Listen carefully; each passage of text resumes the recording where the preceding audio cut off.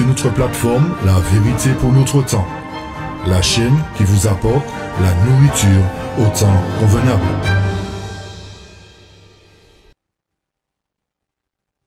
Bonjour à tous, je vous salue fraternellement en Jésus-Christ notre Seigneur. Bienvenue à vous tous qui nous rejoignez pour la première fois et pour ceux qui sont réguliers, nous vous remercions de votre fidélité. Avant tout, je veux vous rappeler, chers amis, de ne pas oublier de vous abonner, de ne pas oublier de partager ces études qui renferment des événements qui prendront place très bientôt dans notre monde. Vous voyez, nous assistons déjà à un changement et cela ira en s'empirant, en augmentant d'intensité. Alors pour cela, nous devons être prêts dans le but de ne pas être surpris lorsque ces événements justement arriveront. Comme d'habitude, je vais vous inviter à prendre la position avec moi pour la prière afin d'évoquer la présence de Dieu avant que nous commencions notre étude. Éternel, que ton nom soit glorifié, béni sur toute la terre. Merci pour tes bénédictions, ta bonté, ta fidélité envers nous. Alors que nous ouvrirons ta parole, nous réclamons de toi l'assistance de ton Saint-Esprit pour nous aider à comprendre, à mettre en pratique. Aide-nous à ne pas être des auditeurs oublieux, mais que nous puissions marcher en harmonie avec toi. Fortifie-nous, bénis-nous tous, bénis tous ceux qui vont écouter ces études et que ton nom soit glorifié. Au nom de Jésus-Christ, ton Fils, et pour ta gloire. Amen. Amen. Aujourd'hui, nous aborderons une autre facette du conflit à venir, à travers le chapitre 25 de Jérémie le prophète. Pour commencer, je vais vous inviter à lire avec moi Matthieu chapitre 24. Tout d'abord, pour nous permettre de bien comprendre dans quel contexte nous avançons. Le texte nous dit à partir du verset 6, 7, 21, 22 et 14, « Vous entendrez parler de guerre et de bruit de guerre. Veillez à ne pas vous troubler car toutes ces choses doivent arriver, mais ce ne sera pas encore la fin. » Nous ferons une pause régulièrement à chaque fois pour apporter les explications. Donc nous sommes en train de vivre cette période où nous entendons parler de guerre et de bruit de guerre. Okay? Dans toutes les parties du monde, il y a des conflits. En Ukraine déjà, des bruits de guerre entre la Corée, l'Iran, la Chine et les Philippines, etc. Taïwan, par exemple, il y a des conflits au Soudan. Donc ces événements sont en train de s'accomplir sous nos yeux. Mais le texte nous dit que ce ne sera pas encore la fin. Pourquoi? Parce qu'il y a des événements très importants, mis à part les guerres, qui doivent arriver sur le devant de la scène. Et ces événements particulièrement se situent dans un conflit politico-religieux qui s'installera. D'accord? Mais retenons bien que pour qu'il y ait un changement de situation, pour qu'il y ait un changement de loi, de législation, il faut qu'il y ait des guerres. Et en fait, c'est comme ça que ça s'est produit dans tous les siècles. C'est comme ça que ça s'est produit dans tous les siècles. Il y a toujours eu des guerres représentées par des vents et nous allons le retoucher un petit peu tout à l'heure. Donc nous poursuivons pour apporter d'autres explications. Le texte nous dit, verset 7, « Car il s'élèvera nation contre nation et royaume contre royaume. Et il y aura des famines, des épidémies, des tremblements de terre en divers lieux. » Nous devons nous attendre à toutes ces choses. Donc il nous faut comprendre que nous devrions avoir une préparation totale pour affronter ces choses. C'est pas donné à tout le monde de subir une famine, de subir des pandémies. Nous avons subi une pandémie, vous avez vu comment ça s'est passé. Il y a eu des restrictions, il y a des confinements, etc. Donc l'Éternel est en train de nous montrer en fait que ce qui arrive bientôt sera terrible. Mais tout ceci sont des signes qui nous avertissent que nous sommes sur le point d'atteindre la fin. Le verset 21 nous dit, « Car il y aura une grande tribulation telle qu'il n'y a pas eu depuis le commencement du monde jusqu'à présent, non, n'y en aura jamais plus. » Nous devons nous attendre aussi à une grande tribulation, c'est-à-dire ce temps de détresse terrible. Alors, lorsque nous parlons de ces conflits-là vont déboucher justement, comme nous l'avons dit précédemment, sur un temps de détresse. Ça va mettre en place ce temps de détresse terrible qu'aucune nation n'a jamais vécu. Et le texte nous dit au verset 22, « Si ces jours-là n'étaient pas abrégés, aucune chair ne serait sauvée. » Donc l'Éternel va abréger ces jours pour qu'il y ait un peuple qui soit sauvé. Mais à cause des élus, ce jour-là seront abrégés. Vous avez compris? À cause de qui? À cause des élus, à cause de ceux que Dieu aura choisis pour terminer son œuvre. Et le verset 14 nous dit, « Voilà qu'est-ce qui va mettre fin à toute chose? Ce ne sont pas les guerres. Les guerres sont un point qui nous montre que nous entrerons dans le temps de détresse. Mais ce qui mettra fin au système dans lequel nous sommes, ce qui mettra fin à toute chose, on dira, c'est cette bonne nouvelle du royaume qui sera prêchée dans le monde entier pour servir de témoignage à toutes les nations. Et c'est à ce moment-là qu'on viendra la fin. Donc, à partir du temps de détresse, nous devons nous attendre à ce qu'il y ait un autre conflit, mis à part les guerres, un conflit qui amène un changement radical, non seulement économiquement, mais spirituellement. Ok? Spirituellement, concernant un jour d'adoration, concernant un jour de repos. Et rappelez-vous, rappelez-vous que c'est ce qui est en train d'être mis en place petit à petit, un jour de repos pour la planète. Ceci va toucher l'adoration, le jour de repos qui a été institué par l'Éternel lui-même, qui était le sabbat. D'accord? Donc, il faut que cette bonne nouvelle soit prêchée pour amener un maximum de personnes à être sauvées et à sortir justement, à ne pas adhérer à ce faux système d'adoration. Ok? Donc, les guerres doivent être l'élément déclencheur qui vont amener ce temps de détresse pour qu'ensuite la loi, la marque et l'image de la bête sortent et pour qu'enfin le grand cri, la bonne nouvelle du royaume soit prêchée pour amener la chute du monde moderne et la mise en place du royaume de Dieu avec tous les rachetés. Ok? Je vous invite à lire un paragraphe avec moi qui se trouve dans Événements des derniers jours, chapitre 1, pour confirmer un peu ce que nous venons de dire.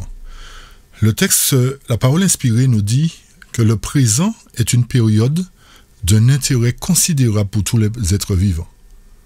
Ce que nous sommes en train de vivre aujourd'hui est une période d'un intérêt considérable pour chacun de nous. Les dirigeants et les hommes d'État, les hommes qui occupent des postes de confiance et d'autorité, les hommes et les femmes réfléchis de toutes les classes sociales ont leur attention fixée sur les événements qui se déroulent autour de nous. Et c'est pour cette raison qu'il y a de ceux qui disent, qui traitent ceux qui sont réfléchis sur ces choses-là de complotistes. Mais ce sont des gens qui réfléchissent, chers amis, qui analysent les situations et qui se disent qu'il y a effectivement quelque chose de terrible qui arrive. Et le texte continue et nous dit, ils observent les relations qui existent entre les nations. Ils observent l'intensité qui s'empare de chaque élément terrestre et ils reconnaissent que quelque chose de grand et de décisif est sur le point de se produire. Et c'est ce que nous sommes en train d'expliquer depuis des mois, chers amis, qu'il y a quelque chose de terrible qui va arriver. Non seulement la chute de l'économie mondiale, mais la mise en place d'un nouvel ordre mondial et plus particulièrement, comme j'ai dit tout à l'heure, la mise en place d'un jour de repos pour la planète qui sera imposé à toutes les nations, en contrepartie du jour de repos que l'Éternel a mis. Alors vous voyez bien que ce sera un conflit non seulement géopolitique, non seulement un conflit national, mais international. Et le texte poursuit nous dit, ils reconnaissent que le monde en fait est à la veille d'une crise stupéfiante. N'est-ce pas ce que dans laquelle nous entrons? Vous voyez déjà les banques qui sont en train de s'effondrer. Alors certains laissent entendre que nous n'avons pas à nous inquiéter, etc. Mais quand vous analysez la situation, des gens qui ont un couple par exemple qui gagne 6 000 € par mois à eux deux ne peuvent pas faire de prêts. Les prêts ne leur sont plus accordés pour acheter une maison par exemple. Vous vous dites mais il y a un souci. On aurait compris qu'un couple qui a peut-être 1 500 €, le prêt ne peut pas lui être accordé. Mais aujourd'hui, des gens qui ont un certain niveau social, les prêts leur sont refusés. Pourquoi? Parce que les banques sont en crise. Et non seulement les banques entrent en crise, mais il y a quelque chose qui se passe aussi, chers amis. C'est que dans le but de ces hommes, ce qu'il nous faut bien comprendre, c'est que dans leur projet, vous ne posséderez rien et vous serez heureux. C'est dans le but d'amener la population à ne rien posséder du tout, mais à louer. C'est pour cette raison qu'on nous adapte déjà, on nous habitue à louer ceci, vous pourrez louer cela, vous pourrez louer ceci, etc. C'est une manière de dire que vous n'aurez rien du tout qui vous appartient. Et même nos propres maisons, pour ceux qui ont des maisons, ne vont plus nous appartenir. C'est une manière de dire qu'on sera dépossédé de tout. Et la crise sociale fait que les choses deviennent de plus en plus dures, de plus en plus chères. Donc, il y a toujours un élément déclencheur, chers amis, pourquoi ces hommes-là arrivent à leur fin, en fait. Il y a toujours un élément déclencheur. Ils vont partir de loin, ils vont provoquer des crises à travers les vents dont la Bible nous parle, dans Daniel chapitre 7, dans Apocalypse. Les vents, ce sont des conflits. Donc, il y a des conflits qui sont mis en place. Et ces conflits-là vont amener quelque chose de catastrophique, quelque chose de stupéfiant pour chacun de nous. Et c'est pour cette raison que l'Éternel nous alerte à travers sa parole pour nous dire, quand vous verrez ça, sachez que le Fils de l'homme est à la porte. Quand vous verrez ces événements-là, sachez que le Fils de l'homme revient bientôt. Donc, pour ce retour, cette venue, il nous faut donc une préparation. Il nous faut prendre conscience que la parole de Dieu ne ment pas, puisque ça fait des siècles que ces paroles ont été écrites, et nous sommes en train de vivre l'accomplissement de ces paroles aujourd'hui. Alors l'Éternel, qui est Dieu, nous montre effectivement dans sa parole que c'est la vérité. C'est la vérité. Le paragraphe numéro 2 nous dit que les calamités terrestres et maritimes, l'état instable de la société, les alarmes de la guerre sont de bon augure. Ils annoncent l'approche d'événements de la plus grande ampleur. Les menaces de quoi, chers amis? Les menaces de la guerre, les alarmes de la guerre annoncent l'approche d'événements de la plus grande ampleur. Alors forcément, les guerres doivent déclencher quelque chose d'une grande ampleur. Les agences du mal combinent leurs forces et se consolident. Ils se préparent à la dernière grande crise. Il n'y aura pas d'autre grande crise. C'est la dernière grande crise que nous allons vivre, chers amis. La dernière, pourquoi la dernière? Parce qu'à ce moment-là, Dieu, à travers son peuple, triomphera. C'est Dieu qui aura la victoire à ce moment-là, pas l'ennemi. Parce que à chaque période de l'histoire, il y a des royaumes qui se sont succédés. Mais l'Éternel nous fait comprendre que son royaume sera le dernier qui contrôlera le monde. Son royaume, le royaume de Dieu, c'est-à-dire le peuple de Dieu triomphant. C'est ce royaume-là qui renversera tous les royaumes de la terre. Donc, nous comprenons bien, par conséquent, que le royaume de Dieu doit être établi dans la période de crise qui va arriver. Ok? Et le texte poursuit nous dit, de grands changements vont bientôt se produire dans notre monde et les mouvements finaux seront rapides. Il y a des changements et nous le vivons déjà. Donc, la parole de Dieu est sûre et certaine et nous devons la mettre en pratique. Nous devons la mettre en pratique, chers amis, cette parole sûre et certaine. Le troisième paragraphe nous dit, les temps de détresse qui vont s'accroître jusqu'à la fin sont très proches. Quand on parle des temps de détresse, c'est pas qu'il y aura différents temps de détresse. Daniel chapitre 12 nous dit que c'est un temps de détresse tel que personne n'a jamais vu. Et Jérémie 30 aussi nous parle de ce temps de détresse. Donc, lorsque le texte nous parle des temps de détresse, c'est-à-dire c'est toute une période qui va s'écouler où différentes choses vont s'accomplir. D'accord? Nous n'avons pas de temps à perdre. Pourquoi? Parce que lorsque le temps de détresse arrivera, il sera trop tard pour se décider, chers amis. Il sera trop tard. C'est pour cette raison que nous continuons à proclamer que le scellement est sur le point de se terminer. C'est-à-dire le marquage du peuple de Dieu, des premiers fruits, premièrement, est sur le point de se terminer pour donner place au jugement ensuite. Et pourquoi? Parce que lorsque le peuple est scellé, les vents sont lâchés. Et une fois que les vents sont lâchés, il n'y a plus de grâce pour le premier groupe du peuple de Dieu, les prémices. Vous comprenez bien qu'il nous faut porter une attention particulière sur ces événements-là de la fin, qui vont nous montrer à quel moment le marquage du peuple de Dieu arrivera à sa fin. Et non seulement le marquage, mais la séparation des deux fruits, de l'ivraie et du bon grain, pour amener justement ce peuple purifié, ce peuple saint, à renverser ce système. Sinon, qui c'est qui va renverser le système? Vous allez me dire, oui, Dieu va renverser le système, mais Dieu à travers qui? Dieu s'est toujours servi des humains. Il s'est toujours servi des humains pour faire quoi? Pour faire éclater sa gloire. Et il le fera dans les dernières heures de l'histoire du monde pour montrer à Satan qu'à travers des humains qui étaient déchus, à travers des humains pécheurs, il est capable, c'est-à-dire Christ, Dieu est capable d'utiliser des humains qui se conforment à lui, qui se conforment à sa parole, pour les amener à témoigner devant l'univers entier et devant Satan et ses anges que Dieu a été capable de racheter ces hommes-là. D'accord? Et c'est par ces hommes rachetés qu'il triomphera, qu'il renversera tout le système de fausse adoration, tout le système assyrien moderne, que nous avons expliqué précédemment, qui va s'écouler. C'est à travers ce peuple-là que l'Éternel va utiliser qu'il va renverser le monde. D'accord? Et le texte poursuit nous dit, les prophéties du 11e chapitre de Daniel ont presque atteint leur accomplissement final. Nous avons déjà expliqué que le seul verset dans Daniel 11 qui n'a pas encore trouvé son accomplissement, c'est le verset 45. Et lorsque nous ferons justement l'étude de Daniel 11, vous comprendrez encore beaucoup plus de choses. D'accord? Ok. Et le paragraphe 4 qui est important, non, on va pas lire tous les événements des derniers jours, hein, mais ces 4 paragraphes-là sont très importants. Le 4e nous dit, le temps de la détresse, une détresse telle qu'il n'y en a pas eu depuis qu'il y a une nation, est à nos portes. Et nous sommes comme les vierges endormies. C'est-à-dire quoi? C'est-à-dire que nous avons la parole, mais nous ne tenons pas compte des préceptes. Nous ne tenons pas compte des avertissements qui sont dedans. Nous estimons que nous n'avons pas à connaître ces choses parce que nous sommes déjà sauvés d'office. Et c'est là que le bas blesse. C'est là que le bas blesse. Et c'est pour cette raison que la parole nous dit que nous sommes comme des vierges endormies.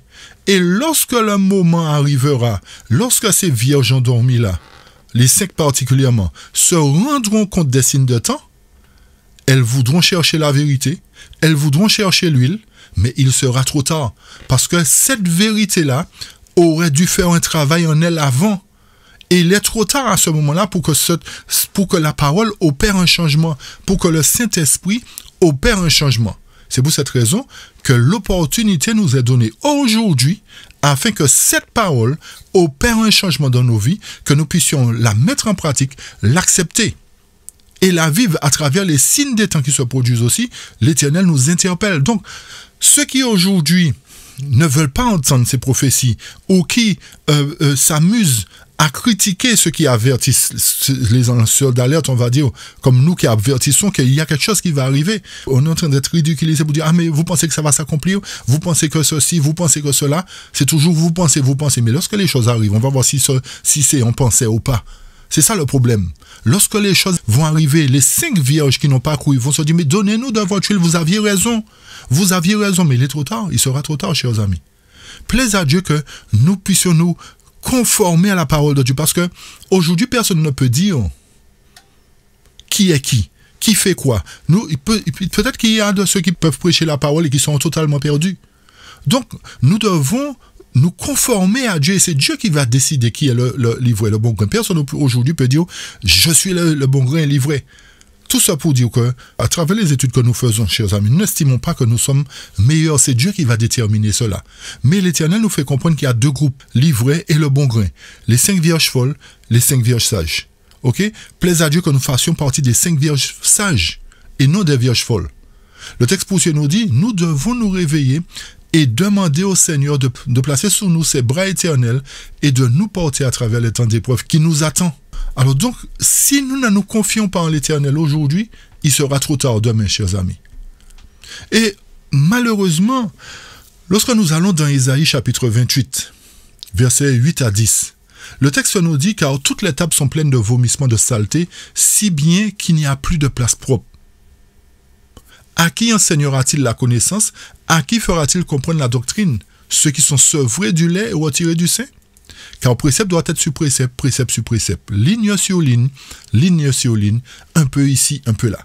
Le texte est en train de nous dire qu'aujourd'hui, les tables sont pleines de vomissements. C'est-à-dire qu'il n'y a pas quelque chose de bon qui est enseigné.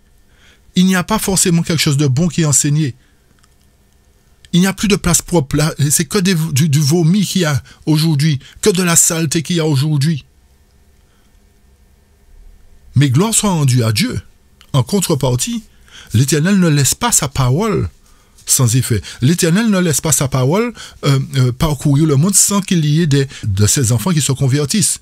Et le verset 9 nous dit, à qui enseigne-t-on? À qui enseigne-t-il la connaissance? C'est-à-dire ceux qui sont en train de vomir sans cesse des choses inutiles. À qui enseigne-t-il la connaissance? À qui fera-t-il comprendre la doctrine? Est-ce que ce sont ceux qui continuent à boire du lait? Ou à ceux qui ont été sevrés? Est-ce à eux que cet enseignement est donné? À qui l'enseignement est donné aujourd'hui? Donc, lorsque le texte est en train de nous dire, lorsque nous continuons à téter notre maman alors que nous sommes majeurs déjà, nous sommes grands vaccinés, nous sommes adultes, et que nous continuons à téter, nous sommes considérés comme des gens qui mangent du vomi, des gens qui mangent de la saleté. le temps aujourd'hui n'est pas au lait. Le temps est venu à manger une nourriture solide. Et c'est pour cette raison que le verset 9 nous dit, à qui enseignera-t-il la connaissance? Est-ce qu'il y a des gens qui boivent du lait? Non. On doit enseigner la connaissance à des gens qui sont sevrés, à des gens qui ont compris l'imminence du temps. C'est ces gens-là qui doivent manger la nourriture. On doit arrêter de manger des saletés. Il faut qu'on mange une alimentation saine, une alimentation équilibrée. Et quand nous comparons cela aujourd'hui, le monde veut nous donner des aliments malsains à consommer. Des insectes, des bêtes, etc. Donc, la plupart des aliments que nous consommons aujourd'hui, il y a plein d'ajouts qui sont mis dedans pour nous rendre malades. Et de plus en plus, le monde est malade par rapport à l'alimentation. Et en contrepartie, vous vous rendez compte, chers amis, que ce que l'Éternel fait, l'ennemi est en train de copier. En fait, l'ennemi est en train de nous rendre malades, mais il veut nous donner en quelque sorte une autre alimentation, c'est-à-dire qu'on va plus manger de viande, etc. C'est ce qu'il veut nous pousser à faire. Mais qui c'est qui institue ça d'abord? L'Éternel. L'Éternel a institué, mais l'ennemi dit, bon, je vais rattraper un maximum de personnes en les ramenant au plan originel. Et on va pas manger de viande. Bon, il y a de ceux qui rouspètent, hein, parce que la viande rouge, c'est bon, etc. Bref. Mais l'ennemi est en train d'imiter Dieu parce qu'il sait que son temps est fini. Alors, il veut ramener un maximum de personnes à lui dans le but de les amener à comprendre que c'est un moyen pour nous de protéger la planète. Chers amis, l'Éternel ne veut pas protéger la planète, nous l'avions déjà dit. Il veut protéger les hommes, il veut sauver les hommes, pas la planète. Parce que la planète sera vouée au feu, à la destruction. Donc, nous voyons que c'est une contrefaçon encore de l'ennemi pour captiver des gens, pour les amener à adhérer à son mouvement. Vous me suivez? Donc, l'évangile doit être précepte sur précepte, un peu ici, un peu là. Ligne sur ligne, c'est-à-dire analysons chaque chose et mettons ce qui doit aller ensemble. Ne prenons pas un texte de son contexte pour faire un prétexte. J'aime à le redire. C'est un peu ici, un peu là, mais toujours dans le même contexte. Parce que souvent, nous prenons un texte, nous faisons au texte dire ce que nous voulons et nous amenons beaucoup à s'éloigner de la vérité. Vous comprenez? Et ce qu'il faut retenir aussi, dans Manuscrit Willis, volume 7, numéro 522, le texte nous dit quoi? Jamais nous ne sommes absents de la pensée de Dieu. Dieu est notre joie et notre salut. Chacun des anciens prophètes a parlé moins pour son époque que pour la nôtre, de sorte que leur prophétie est en vigueur pour nous. Vous avez compris, chers amis? Lorsque nous prenons Ézéchiel, nous prenons Jérémie, nous prenons Daniel, nous prenons Malachie, Michée, etc., ces prophètes-là ont parlé plus pour nous aujourd'hui. Ceci voudrait dire que les prophéties qu'ils ont écrites nous concernent aujourd'hui, pas pour leur époque. Une infime partie s'est produite à leur époque, mais la majorité de ces prophéties doivent trouver leur accomplissement pour nous aujourd'hui. Vous avez compris, chers amis? Donc, nous ne pouvons pas négliger les paroles des prophètes.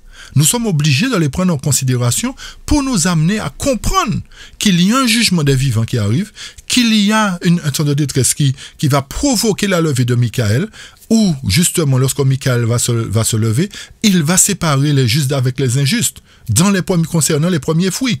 Ensuite, lorsque l'image, la marque de la bête sortira, Michael, à travers son peuple purifié, renversera le système. Ce sont les prophètes qui nous le disent, chers amis. Alors, si nous négligeons ces prophètes, mais forcément, nous allons marcher dans l'erreur et nous attendrons simplement qu'une marque du loin du dimanche arrive, alors qu'avant ça, il y a des événements qui arrivent. Et concernant justement cette loi du dimanche, cela ne doit pas nous inquiéter, le peuple de Dieu.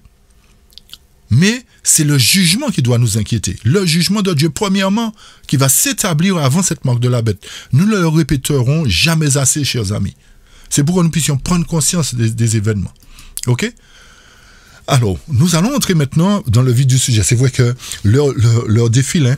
Jérémie 23 nous dit, « Voici le vent de l'Éternel sort avec fureur. » Lorsque nous parlons de vent, vous avez compris pour beaucoup d'entre nous que les vents représentent des conflits. D'accord? Vous avez compris que les vents représentent des conflits, des guerres. Alors, pour exemple, juste avant de revenir dans Jérémie, Daniel 7 nous dit, en la première année de Belshazzar, roi de Babylone, Daniel était sur son lit, eut un rêve et des visions à sa tête, puis il écrivit le rêve et raconta la somme des choses. Daniel parla et dit, je vis dans ma vision, Et voici les 4 vents du ciel se levèrent avec impétuosité sur la grande mer.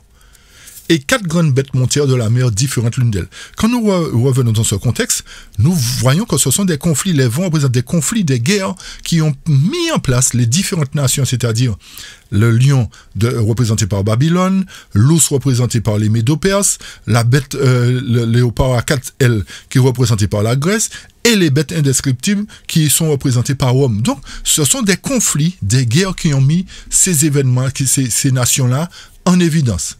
Et Apocalypse 17 confirme, et il me dit, les eaux que tu as vues sur lesquelles la prostituée est assise sont des peuples de multitudes, des nations et des foules. Donc, lorsque les vents se sont manifestés sur la Grande Mer, ce sont des conflits qui ont amené la Grande Mer, les nations à être instaurées. Et c'est pour cette raison, entre parenthèses, que la femme Babylone est assise sur les grandes eaux, c'est-à-dire est assise sur l'ancien monde. Et c'est pour cette raison que nous avons montré que son existence remonte au-delà de l'époque de la papauté. C'était une parenthèse. Ok? Donc, nous revenons dans Jérémie, chapitre 23, qui nous dit, voici le vent, c'est-à-dire, voici le conflit de l'Éternel. Voici, alors que le monde a été mis en place par un conflit, l'Éternel, lui, a son conflit qu'il va mettre en place.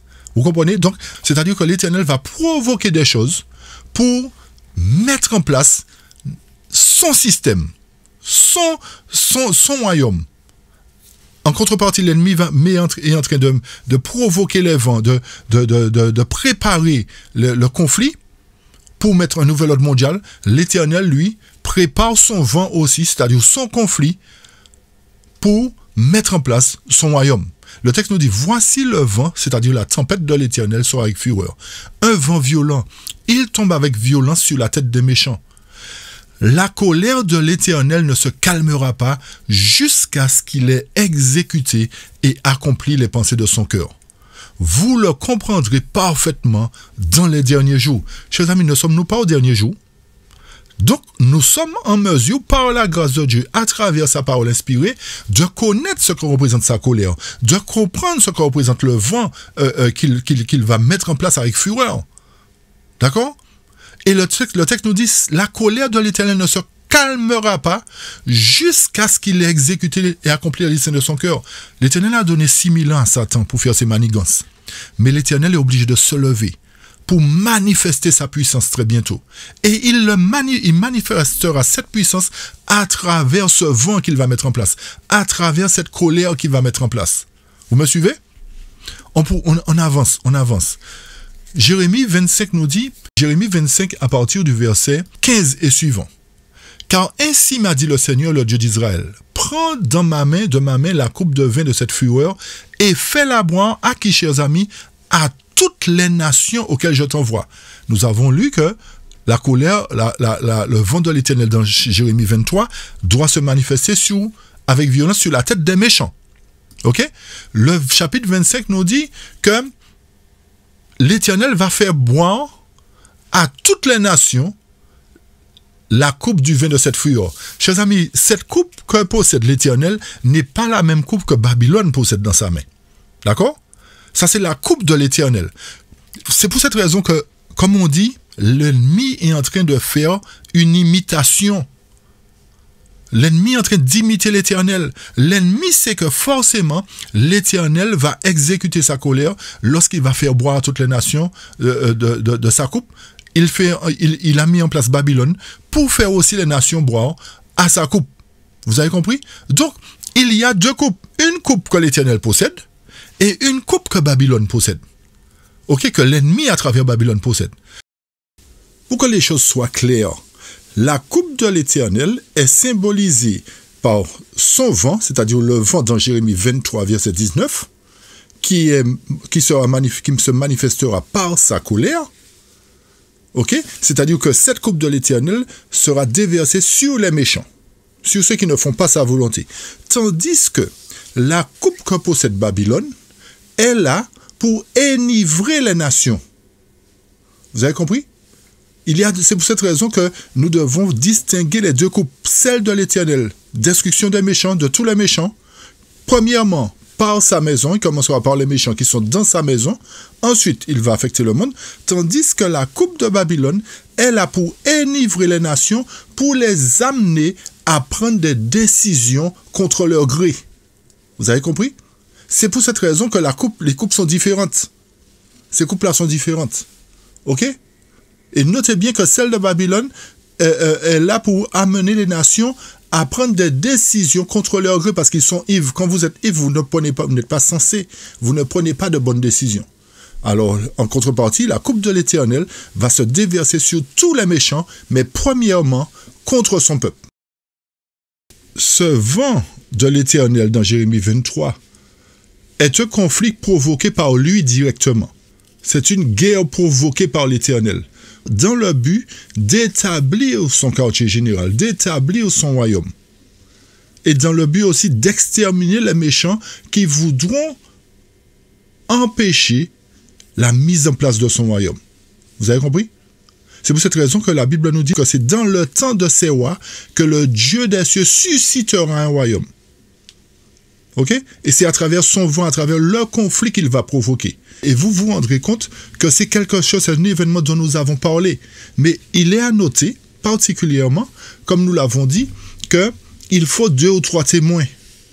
Nous avons déjà montré un témoin dans Zacharie 14. Nous avons montré un deuxième témoin dans Daniel chapitre 11 et 12. Et là, nous montrerons un troisième témoin à travers le prophète Jérémie. Donc, l'Éternel ne fait rien par hasard. Si nous voulons douter, c'est notre choix. Mais l'Éternel nous a donné 3 témoins, sinon plus, mais nous donnons 3. 3 qui nous parlent de ce vent de l'Éternel, de ce conflit que l'Éternel va provoquer. OK? Dans le but de séparer l'ivre du bon grain avant la mise en place de la loi du dimanche. Vous avez compris? D'accord, on poursuit. Nous revenons au chapitre 25 de Jérémie, verset 16, qui nous dit ceci.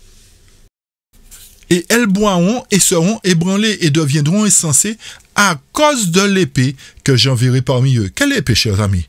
L'inspiration ne nous enseigne pas que la parole est une épée à 2 tranchants. Donc, lorsque cette épée, qui est la parole de Dieu, la pure parole de Dieu, arrivera, qu'est-ce qui va se faire? Les nations seront ébranlées. Je vis donc la coupe de la main du Seigneur et en fit boire à toutes les nations auxquelles le Seigneur m'envoyait. Alors, retenez bien, chers amis, parce que il y a beaucoup qui vont peut-être dire, oui, mais la coupe, c'est les fléaux, c'est-à-dire que Jérémie est en train de parler des fléaux là. Non. Ne nous trompons pas de sujet. Ne nous trompons pas de sujet. Concernant les fléaux, il y a 7 coupes. Tandis que dans Jérémie 25, il n'y a qu'une coupe. Donc, on ne peut pas comparer cela aux fléaux. Vous avez bien compris? 7 coupes pour les fléaux, tandis que concernant Jérémie, c'est une coupe. Le texte, le verset 17 nous dit, « Je pris donc la coupe de la main du Seigneur et en fis boire à toutes les nations auxquelles le Seigneur m'envoyait. » C'est-à-dire que Jérémie n'a pas été dans toutes les nations directement, mais la parole de Dieu a inondé le monde. Donc le monde est au courant que l'Éternel va manifester sa colère bientôt. L'Éternel va exercer son jugement, l'Éternel va faire quelque chose. Alors, à qui l'Éternel a envoyé? L'Éternel donne des précisions. C'est pourquoi nous n'ayons pas à nous tromper. Il dit, premièrement, à qui? À savoir, Jérusalem et aux villes de Juda. À ses rois, à ses princes pour les mettre en désolation, en étonnement, en sifflement et une malédiction comme c'est aujourd'hui. À Pharaon, roi d'Égypte et à ses serviteurs, à ses princes, à tout son peuple. Et il continue. Il dit non seulement à Jérusalem, non seulement à Pharaon, à son armée, à ses sujets, à ses serviteurs, mais il continue au verset 20, il dit à tout le peuple mélangé et à tous les rois du pays 12, à tous les rois du pays des Philistins, à Askelon, à Aza, Ekron, au ouest d'Asdod, à Édom, Moab et aux enfants d'Amon, à tous les rois de Tyr, à tous les rois de Sidon, aux rois des îles qui sont au-delà de la mer, à Dédan, à Théma, à Bouz et à tous ceux qui sont aux extrêmes coins, à tous les rois d'Arabie, à tous les rois du peuple mélangé qui demeurent dans le désert et à tous les rois de Zimri et à tous les rois d'Élam et à tous les rois des Mèdes. L'Éternel va plus loin pour nous dire que toute la terre sera affectée, toute la terre. Verset 26. À tous les rois des nord, lointains et proches. Vous avez compris, chers amis? L'un après l'autre. Et à tous les royaumes du monde qui sont sur la face de la terre. Et les rois de Sheshach boira après eux. Donc, l'Éternel est en train de nous dire, personne ne sera exclu. Tout le monde va boire à sa coupe, pas la coupe de Babylone, hein, je répète, mais à la coupe de l'Éternel. Ok? Toutes les nations seront dans l'obligation de boire à la coupe de l'Éternel. Par conséquent, l'Éternel est en train de nous dire, premièrement au verset 18, qu'il y a une malédiction qui va tomber sur les nations. Et que Jérusalem sera la première parmi ces nations-là à prendre cette malédiction. Ensuite, les rois de la terre vont subir cette malédiction, les nations entières, pour terminer par Sheshach qui est un symbole de Babylone. Vous comprenez bien que l'Éternel ne va laisser personne à l'écart de cette malédiction ou de ce vent, de cette guerre qu'il va employer. Parce que rappelez-vous que le vent représentent des guerres. Donc l'Éternel va susciter un conflit, va susciter une guerre qui sera une malédiction, premièrement pour ceux de Jérusalem, ensuite pour les nations. Et où avons-nous lu dans la parole de Dieu qu'il y aura une guerre où toutes les nations seront impliquées? Dans Zacharie 14, bien sûr. Et c'est ce que nous présentons depuis un moment, cette grande guerre qui sera une malédiction pour le monde, particulièrement pour les pécheurs, pour les méchants. Donc l'Éternel nous a montré dans Zacharie 14 qu'il va provoquer une guerre où toutes les nations sont impliquées. Il nous montre qui va provoquer cette guerre. Daniel chapitre 11, 45, la dernière puissance, la Syrie moderne, les États-Unis. Et il nous confirme dans Jérémie qu'effectivement, toutes les nations seront impliquées. Donc, l'Éternel nous donne 3 témoins déjà. Et la Bible nous dit que c'est selon 2 ou 3 témoins. Il y a 3 témoins qui montrent qu'il y a une grande guerre qui va se faire. Et cette guerre sera manifestée par la colère de l'Éternel à travers le jugement qu'il fera, à travers cette levée que fera Michael. Donc, pour bien comprendre ceci, lorsque cette grande guerre se fera, lorsque ce vent de l'Éternel sera lâché, c'est à ce moment-là que Michael se lèvera, c'est à ce moment-là que les méchants, premièrement, dans son temple, seront punis, et ensuite il terminera avec les nations, et particulièrement Babylone. Vous avez bien compris, chers amis? Donc, ne négligeons pas ces paroles, mettons-les en pratique et comprenons bien que l'Éternel nous a révélé ce qu'il fera très bientôt. Nous poursuivons pour bien comprendre ce que l'Éternel veut nous dire. Nous poursuivons. Jérémie 25, versets 27 à 30. Et tu leur diras, ainsi dit le Seigneur des armées, le Dieu d'Israël, buvez et soyez enivrés et vomissez, et tombez et vous ne vous relèverez plus. Pourquoi, chers amis? À cause de l'épée que j'enverrai parmi vous. L'Éternel est en train de dire que lorsque je vais manifester ma colère, lorsque je vais vous faire boire de ma coupe, vous n'allez plus exister en tant que nation. Vous ne vous relèverez plus à cause de ma parole, à cause de l'épée. Ce n'est pas une épée littérale, mais c'est la parole de Dieu que j'enverrai parmi vous. À quel moment il le fera? Lors du grand cri, chers amis. Lors du grand cri, les nations vont tomber parce que la colère de l'Éternel va se manifester. Le verset 28. Et il arrivera que s'ils refusent de prendre la coupe de ta main pour boire, alors tu leur diras, ainsi dit le Seigneur des armées. Chers amis, c'est l'Éternel qui parle. C'est pas moi qui parle. C'est pas quelqu'un d'autre qui parle. C'est l'Éternel qui parle. C'est pas Jérémie de son propre chef qui parle. Ainsi dit le Seigneur des armées, vous en boirez certainement. C'est-à-dire que aucun ne sera exclu. Celui qui dit, ah non, je ne veux pas écouter ceci, je ne veux pas adhérer à cela, je ne veux pas. Non, l'Éternel dit, vous en boirez. Que vous le vouliez ou non, vous allez en boire. Verset 29. Car voici, je commence à envoyer du mal sur la ville qui s'appelle de mon nom. Est-ce que c'est Jérusalem réellement, littéralement?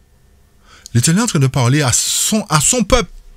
Je commence à envoyer du mal sur la ville qui s'appelle de mon nom, et vous en resterez entièrement impunis.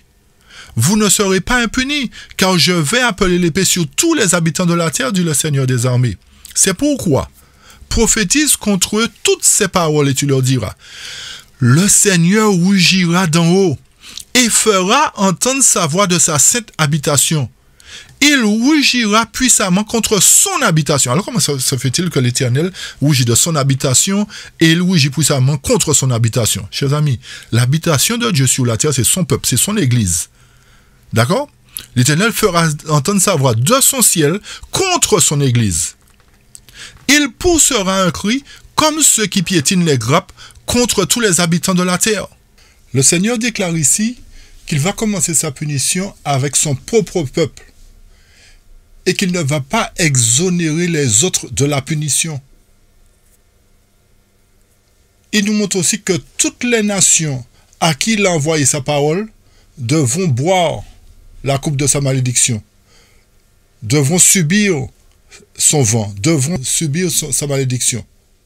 Et ce qu'il va faire à son peuple est un échantillon de ce qu'il fera aux nations, parce qu'il ne laissera personne impuni.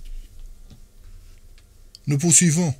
Un bruit ira même jusqu'au bout de la terre, car le Seigneur a un débat avec les nations. C'est-à-dire l'Éternel a un problème avec les nations. L'Éternel a un conflit avec les nations. Il veut mettre un terme au pouvoir oppressif de ces nations. Il poursuit, il plaidera avec toute chair. Il livrera ceux qui sont méchants à l'épée, dit le Seigneur.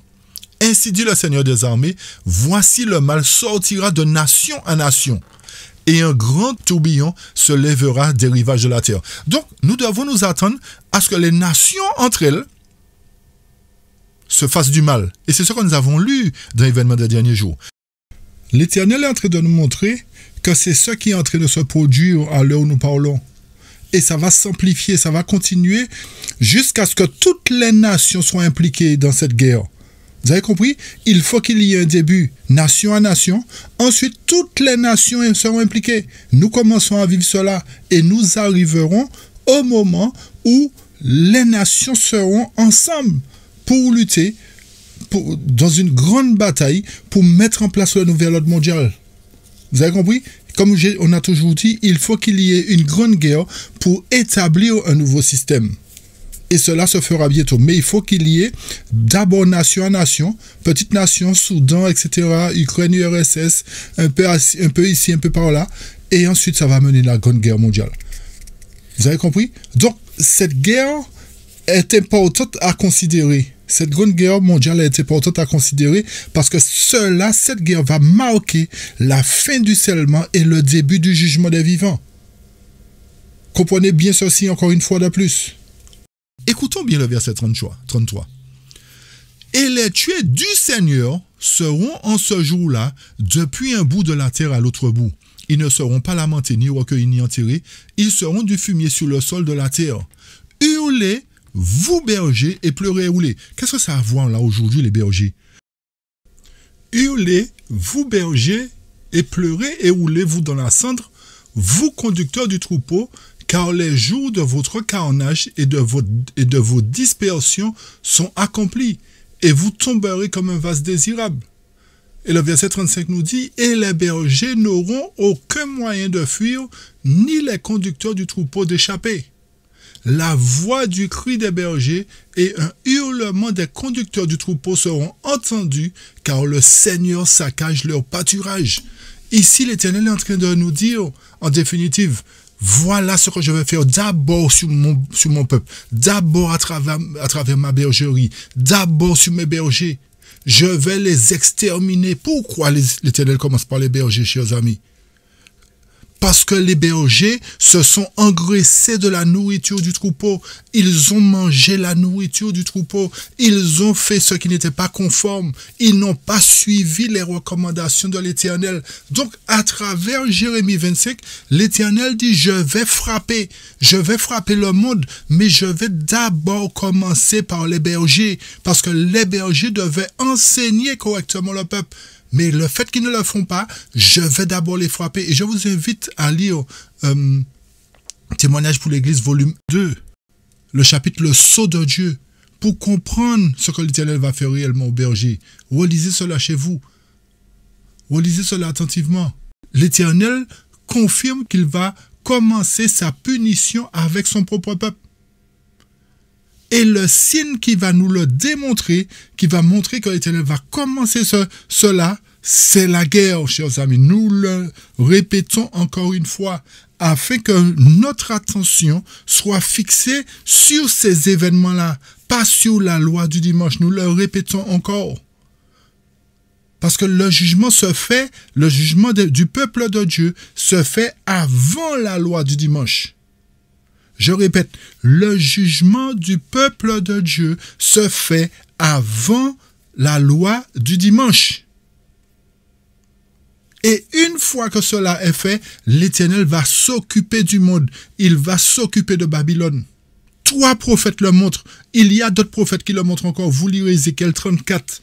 Ézéchiel 34 est en rapport avec Jérémie 25 à partir du verset 33 à 36. Relisez attentivement. L'Éternel est en train d'affecter son peuple. C'est pour cette raison qu'il a, au verset 30, il fait entendre son cri de sa sainte habitation et il rugira contre son habitation. Donc, à travers Jérémie 25, l'Éternel, à travers sa colère aussi, va affecter les bergers, va affecter tous ceux qui ont induit le peuple en erreur, qui ont conduit le peuple dans l'erreur et non dans la vérité. Et le verset 36 nous dit, la voix du cri des bergers et un hurlement des conducteurs du troupeau seront entendus, car le Seigneur saccage leur pâturage. Vous avez compris, chers amis? Donc, ceci se passera lorsque le vent de l'Éternel, lorsque la colère de l'Éternel se manifestera. Nous avons bien précisé, il y a une différence entre la colère de l'Éternel, qui est l'agneau, et la colère de Dieu. D'accord? Qui sont représentés par les fléaux. Donc, l'Éternel va secouer non seulement son peuple, mais il va secouer la terre aussi, chers amis. Ça voudrait dire que l'Éternel prendra les choses en main. L'Éternel prendra les choses en main, il va éliminer tous les faux bergers, il va mettre en évidence son peuple pour que Satan reconnaisse que le sacrifice de Jésus n'a pas été vain, que sa victoire à la croix n'a pas été vaine et que l'Éternel est bienvenu pour sauver le peuple, le monde, pour sauver ceux qui lui font confiance. Et c'est là que Satan va tout faire, en fait, pour pouvoir séduire, s'il était possible, les élus. Mais un élu est déjà élu, hein, chers amis. Hein. Un élu ne peut pas tomber, hein. Il est élu. Mais Satan va tenter quand même. Il va tenter, mais il ne va pas y arriver. Et lorsque nous allons dans Jérémie chapitre 30, le texte nous dit, 30 versets 23 et 24, « Le vent de l'Éternel sort avec fureur, un vent impétueux, il tombe avec douleur sur la tête des méchants. » Vous avez compris, nous avons été dans Jérémie 23, nous avons été ensuite dans Jérémie 25, et là, Jérémie 30 nous dit quoi? Encore, nous parle encore du vent de l'Éternel. Que le vent de l'Éternel va tomber sur la tête des méchants. L'ardente colère de l'Éternel ne se calmera pas jusqu'à ce qu'il ait agi, jusqu'à ce qu'il ait exécuté les desseins de son cœur. Vous le comprendrez parfaitement dans les derniers jours. Chers amis, la colère de Dieu représente le jugement des vivants qui se manifestera dans, premièrement, son temple, et ensuite, il va affecter les nations lorsque son peuple sera triomphant pour renverser ce système, justement. D'accord? Donc, l'Éternel a averti tous les rois de la terre, tous les dirigeants du monde, qu'il va frapper. Il a averti. Et c'est pour cette raison que les dirigeants connaissent la parole, chers amis. Ne nous trompons pas. Beaucoup de dirigeants connaissent la parole. Mais c'est nous qui sommes trompés par nos pasteurs. C'est nous qui sommes trompés par les dirigeants. Mais les dirigeants du monde, les politiciens connaissent la parole. Ok, chers amis? Donc, ceci doit amener justement à une catastrophe pour le monde, mais une délivrance pour le peuple de Dieu. Et c'est pour cette raison que lorsque nous revenons dans Zacharie 14, ce jour du Seigneur qui vient, où le butin sera partagé au milieu de trois, représente le conflit, justement, qui va se mettre en place, où l'Éternel va délivrer son peuple. C'est dans ce conflit de Zacharie 14, cette grande guerre de Zacharie 14, qu'il va se lever, que Michael va se lever pour délivrer son peuple. Et c'est pour cette raison que dans Jérémie, l'Éternel parle à toutes les nations. Il leur dit, attention, vous allez boire quelque chose et ça va vous affecter. Mais je vais d'abord toucher mon peuple. Je vais d'abord toucher mon peuple. Et comme je vous ai dit, quand vous allez retourner dans le contexte de Zacharie 14, qui est en relation avec Jérémie 30, qui est en relation avec Jérémie 25, qui est en relation avec Jérémie 23, d'accord? Toutes ces prophéties-là sont en relation. Et comme nous avons lu tout à l'heure, les prophètes ont écrit plus pour notre époque que pour leur époque. Et comme j'ai dit, quand nous revenons au verset 2 de Zacharie 14, j'assemblerai toutes les nations en bataille contre Jérusalem. N'est-ce pas ce que nous avons lu dans Jérémie 25, chers amis? L'Éternel va faire à toutes les nations boire de sa coupe. J'assemblerai toutes les nations en bataille contre Jérusalem. Et la ville sera prise, les maisons pillées, les femmes violées, la moitié de la ville s'en ira en captivité. Alors, aujourd'hui, nous entendons toutes sortes de choses, que ça ne va pas s'accomplir, que c'est déjà passé, ou encore que ça va s'accomplir après les 1000 ans. Chers amis, si c'est dans la Sainte Cité que ça s'accomplit après les 1000, il y a un problème. Hein? Il y a un sérieux problème, parce qu'aucune femme ne sera violée dans la Sainte Cité. Aucune personne n'ira en captivité dans la Sainte Cité. Nous avons compris ça. Alors, laissons les choses dans leur contexte. Ne levons pas les choses dans leur contexte pour faire une doctrine et pour avoir du monde qui nous suit. Non. L'évangile doit être prêché dans sa pureté. Et apprenons à laisser les choses dans leur contexte, arrêtons à ne pas interpréter. Et c'est ça notre problème. Beaucoup seront perdus à cause de faux dirigeants qui interprètent mal la parole de Dieu et qui amènent une majorité du peuple à subir la colère de Dieu. C'est pour cette raison que le verset, quand nous analysons Jérémie, que nous venons de lire, ensuite Zacharie 14 et Daniel maintenant, le texte nous fait comprendre que il y a une dernière puissance que nous avons déjà présentée, mais je vais vous inviter à écouter les autres études. Cette dernière puissance du chapitre 11 de Daniel, verset 45, est ce dernier roi du Nord qui instaurera justement les tentes de son palais près de cette montagne glorieuse. Toutefois, il viendra à sa fin, personne ne lui apportera secours. Et lorsque nous analysons cela, et que nous lisons le dernier verset, 45, et nous continuons tout de suite au chapitre 12, nous voyons que c'est une continuité du même événement. D'accord? Quand on le lit, analysons bien, le verset 45, Daniel 11, « Et il dressera les tabernacles de son palais entre les mers près de la sainte montagne glorieuse. Toutefois, il viendra à sa fin et personne ne lui apportera secours. Et à ce moment-là se lèvera Michael. » Donc, le chapitre 12 est une continuité du chapitre 11, verset 45. À ce moment-là, c'est-à-dire au moment où la dernière puissance se lèvera, qu'est-ce qui va se faire, chers amis? Lorsque l'Éternel va faire boire aux nations de la coupe de sa colère, etc. À ce moment-là, se lèvera Michael, le prince qui tient ferme pour les enfants de ton peuple. Et ce sera un temps de détresse. Donc, vous voyez bien que ce jour de vengeance de l'Éternel, ce jour où l'Éternel mettra les choses en place, va utiliser les nations pour leur faire boire de sa coupe, va utiliser les nations pour mettre en place tout ce qui doit terminer l'œuvre, ce sera un temps de détresse, tel qu'il n'y en a pas eu depuis qu'une nation existe, à savoir à ce moment-là. Et qu'est-ce qui va se faire précisément à ce moment-là? Et à ce moment-là, il y a toujours la conjonction de coordination qui nous montre que c'est le même événement dans le prophète Paul. Et à ce moment-là, ton peuple sera délivré, quiconque sera trouvé écrit dans le livre. Donc, lorsque l'Éternel va manifester sa colère, chers amis, pour son peuple, il va aussi affecter les nations. Il va aussi affecter, peut-être pas tout de suite, mais il va quand même affecter les nations. Mais il va affecter les nations à travers son peuple qui sera délivré en ce moment-là, c'est-à-dire au moment où la guerre se manifestera, c'est-à-dire au moment où le vent de l'Éternel va se manifester contre les nations. Contre les nations. OK? Et pour confirmer cette affaire, ce temps de détresse, Jérémie 30, comme nous l'avions déjà touché, la parole qui vient à Jérémie du Seigneur disant « Ainsi parle Seigneur, le Dieu d'Israël, tu écriras toutes les paroles que je t'ai dites dans un livre, car voici les jours viennent, dit le Seigneur, où je ramènerai la captivité de mon peuple Israël et Juda, dit le Seigneur, où je les ferai retourner dans le pays que j'ai donné à leur père, et ils le posséderont. Et ce sont ici les paroles que le Seigneur a dites au sujet d'Israël et de Juda. » Ok, alors donc l'Éternel est en train de dire qu'il y a quelque chose qui va se passer pour son peuple. Qu'est-ce qui va se passer? Il va ramener la captivité de son peuple Israël et Juda, c'est-à-dire les 12 tribus. Il va les ramener dans leur pays.